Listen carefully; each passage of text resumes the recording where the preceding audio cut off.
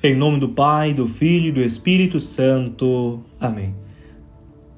Amados irmãos e irmãs, aqui quem fala com vocês é o Padre Fabrício Rodrigues e hoje nós iremos falar sobre as causas de uma crise eucarística. As causas de uma crise eucarística. É um tema muito importante que deve ser trabalhado. Inclusive, já peço a você que fique até o final, deixe o seu like no vídeo, compartilhe com mais pessoas, é muito importante para a nossa evangelização. Existe uma relação direta entre a fé e a piedade eucarística, e paradoxalmente, também entre a crise de fé na Eucaristia e toda a falta de piedade que disso decorre. Anunciando de antemão que se trata de um artigo um pouco mais longo, o padre José Eduardo Oliveira publicou em sua rede social um texto cuja leitura é de proveito para quem ama o Santíssimo Sacramento. Eis o que o padre compartilhou a respeito do que considera as causas de uma crise eucarística. A doutrina católica sobre a Eucaristia remonta aos primeiros tempos do cristianismo, embora tenha sido dogmaticamente perfilada ao longo dos séculos, chegando à sua máxima expressão nos textos de São Tomás de Aquino. O Catecismo da Igreja Católica e os catecismos anteriores recolheram exatamente essas mesmas definições. As rúbricas litúrgicas, que vão desde as genuflexões até todos os gestos de cuidado para com as espécies consagradas, chegam a detalhes carinhosos que não são outra coisa senão a expressão da fé da Igreja na presença real de Cristo no Santíssimo Sacramento. Podemos dizer, portanto, que existe uma relação direta entre a fé e a piedade eucarística. E, paradoxalmente, que há também uma relação direta entre a crise de fé na Eucaristia e toda a falta de piedade que disso decorre. Por que precisamos dizê-lo? Por duas razões principais. Porque é necessário não inverter o sintoma com a causa e porque é preciso rastrear a origem da causa para suprimir a patologia que adoece a fé, ao distanciar a nossa consciência daquilo que ensina a Igreja. Ora, podemos falar de uma crise de fé na Eucaristia? Como essa crise começou? Quais são as suas origens? Com grande prudência e cuidado, o Papa Pio XII escrevia na encíclica Mediator Dei: nem se diga que tal culto eucarístico provoca uma errônea confusão entre o Cristo histórico, como dizem, que viveu na terra, o Cristo presente no augusto sacramento do altar e o Cristo triunfante no céu e dispensador de graças. Deve-se, pelo contrário, afirmar que, desse modo, os fiéis testemunham e manifestam solenemente a fé da Igreja, com a qual se crê que um e idêntico é o Verbo de Deus e o Filho de Maria Virgem, que sofreu na cruz, que está presente e o culto na Eucaristia e que reina no céu. O Papa São Paulo VI, com muita preocupação e, segundo suas próprias palavras, com grande ansiedade, escreveu em sua encíclica Mysterium Fidei: bem sabemos que entre os que falam e escrevem sobre esse sacrossanto mistério, alguns, aqui a respeito das missas privadas, do dogma da transubstanciação e do culto eucarístico, divulgam opiniões que perturbam o espírito dos fiéis, provocando notável confusão quanto às verdades da fé, como se fosse lícito a quem quer que seja passar em silêncio a doutrina já definida da Igreja ou interpretá-la de tal maneira que percam o seu valor, o significado genuíno das palavras ou o alcance dos conceitos. Não é lícito, só para aduzirmos um exemplo, exaltar a missa chamada comunitária a ponto de se tirar a sua importância à missa privada, nem insistir tanto sobre o conceito de sinal sacramental, como se o simbolismo de todos, é claro, admitimos na Sagrada Eucaristia, exprimisse única e simplesmente o modo da presença de Cristo nesse sacramento. Ou ainda, discutir sobre o mistério da transubstanciação sem mencionar a admirável conversão de toda a substância do pão no corpo e de toda a substância do vinho no sangue de Cristo. Conversão de que fala o Concílio Tridentino. Limitam-se apenas à transsignificação e transfinalização, conforme se exprimem. Nem é lícito, por fim, propor e generalizar a opinião que afirma não estar presente nosso Senhor Jesus Cristo nas hóstias consagradas que sobram depois da celebração do sacrifício da missa. O mesmo Papa refere um testemunho importante do segundo século. Os fiéis julgavam-se culpados e com razão, conforme lembra Orígenes, se recebendo o corpo do Senhor e conservando com a maior cautela e veneração, apesar disso, deixavam cair algum fragmento. São João Paulo II, na encíclica Ecclesia de Eucaristia, também indica os mesmos problemas. A partir destas luzes, não faltam sombras, infelizmente. De fato, há lugares onde se verifica um abandono quase completo do culto de adoração eucarística. Num contexto eclesial ou outro, existem abusos que contribuem para obscurecer a reta fé e a doutrina católica acerca desse admirável sacramento. Às vezes, transparece uma compreensão muito redutiva do mistério eucarístico. Despojado do seu valor sacrificial, é vivido como se em nada ultrapassasse o sentido e o valor de um encontro fraterno ao redor da mesa. Além disso, a necessidade do sacerdócio ministerial, que assenta na sucessão apostólica, fica às vezes obscurecida, e a sacramentalidade da Eucaristia é reduzida à simples eficácia do anúncio. Aparecem depois, aqui e além, iniciativas ecumênicas que, embora bem intencionadas, levam a práticas na Eucaristia contrárias à disciplina que serve à Igreja para exprimir a sua fé. Como não manifestar profunda mágoa com tudo isso? A Eucaristia é um dom demasiado grande para suportar ambiguidades e reduções.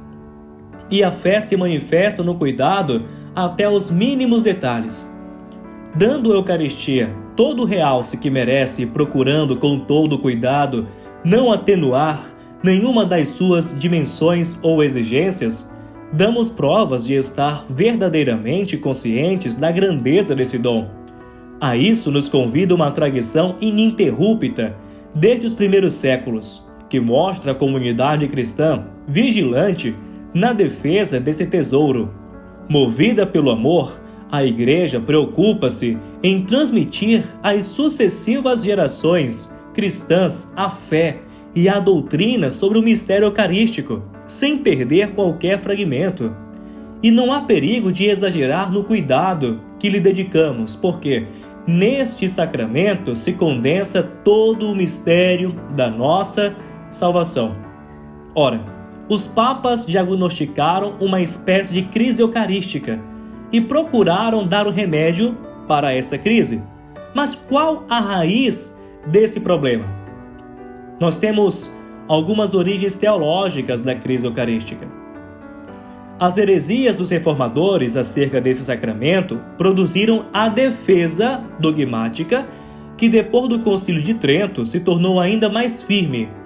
Foram nos últimos séculos que, graças à influência do protestantismo liberal, novas ameaças começaram a pairar sobre esse sacramento. Precisamos proceder por partes. Primeiro, o abuso do método histórico-crítico na leitura da Sagrada Escritura. Em um livro chamado Teologia do Antigo Testamento, nós encontramos a explicação de fases que os estudos bíblicos tiveram no protestantismo.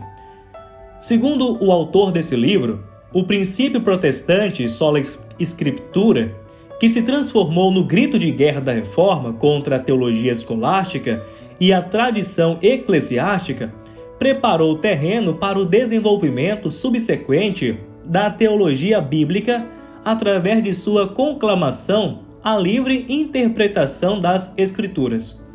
Um segundo momento seria originado pelo pietismo. O retorno ao domínio da Bíblia, característica do pietismo alemão, deu novo curso à teologia bíblica. Nesse movimento, esta tornou-se um instrumento de reação à árida ortodoxia protestante. Philipp Jacob, um dos pais do pietismo, combateu o escolatismo protestante munido da teologia bíblica. A partir daí, ele narra com grandeza de detalhes como a teologia bíblica se foi independentizando da dogmática até que chega um momento decisivo no final do século XVIII. O neólogo e racionalista Johann Philipp, que nunca escreveu ou mesmo pretendeu escrever uma teologia bíblica, contribuiu de forma decisiva e marcante para o desenvolvimento da nova disciplina com sua palestra de abertura na Universidade, em 30 de março de 1787. Esse ano marcou para a teologia bíblica o início de seu papel de disciplina exclusivamente histórica, totalmente independente da dogmática.